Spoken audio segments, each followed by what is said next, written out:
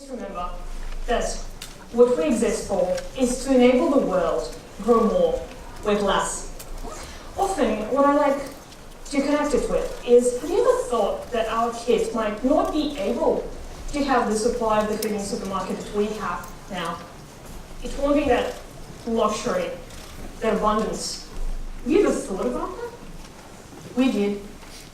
UN estimates that by 2050, we need to grow 70% more food. And we're doing it in the most inefficient way. Agriculture is one of the most wasteful industries. And the pressures on food production are quite heavy. More and more people, less and less arable land.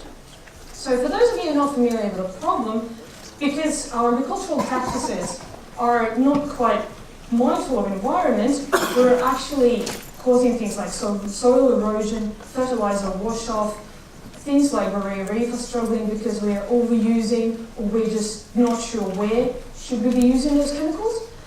And this, what we could change. What if we could grow more food using the same or less fertilizer? More food with less chemicals, less water. This would be the solution to that problem, 70% more by 2050.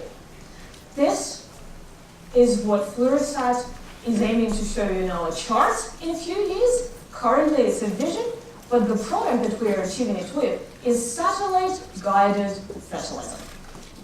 This is currently how we call the solution that takes images of the farms with infrared cameras mounted on satellites and drones, so we can take an X-ray and see which crops are hungry, which crops are thirsty, and which of those crops are going to be sick in a week. So we can send the farmer to address those nutrient deficiencies, those water deficiencies, so they can exercise preventive management and not always do things retrospectively. Now, why is this important? Have you ever thought that when a kid gets to the doctor, it's already too late to address that problem? If they're coughing, they've been already coughing for a while, they develop that disease. Our crops are just the same. If a farmer notices that the leaves are wilting or yellowing, it's already too late to address that problem. And this is where infrared cameras with high spectral resolution come to help. We can tell where disease is a week or 10 days prior the appearance of visual signs of distress in crop. Not only this is predictive diagnostics, it's also very important to have a sense of spatial variability. So how do you redistribute your fertilizer budget to actually put more on the fertile soils and put less on less fertile soils so you can leverage your yield? And this management perspective is holistic because you can diagnose water deficiencies, nutrient deficiencies, you can spot disease and pest pressures.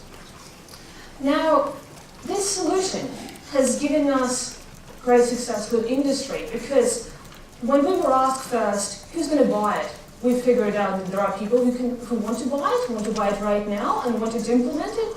And they've been waiting for it for a while. We're selling to agronomy companies who are actually providing the advice to the farmers of where to put the fertilizer. And in 11 months, from zero to now, we've gone through the acceleration process. We've secured the trials on 50 farms in Australia in 5 states and 1 farm in California. We've got early revenue, we are growing, we've been part of interesting challenges with World Bank and other competitions, and we've won and come as finalists. There are people behind this project who are absolutely incredible. The most important part is our industry partners. Landmark and McGregor Burley are our channels to market, our people on the ground who are labeling our data from machine learning models, are those people who are enabling this solution and telling us how to build the product they want the most. So if you believe in the vision that we have, and currently are we executing in commodity crops, cotton, wheat, please come and talk to us. If you're an ag tech expert, an advisor, an investor, come join us.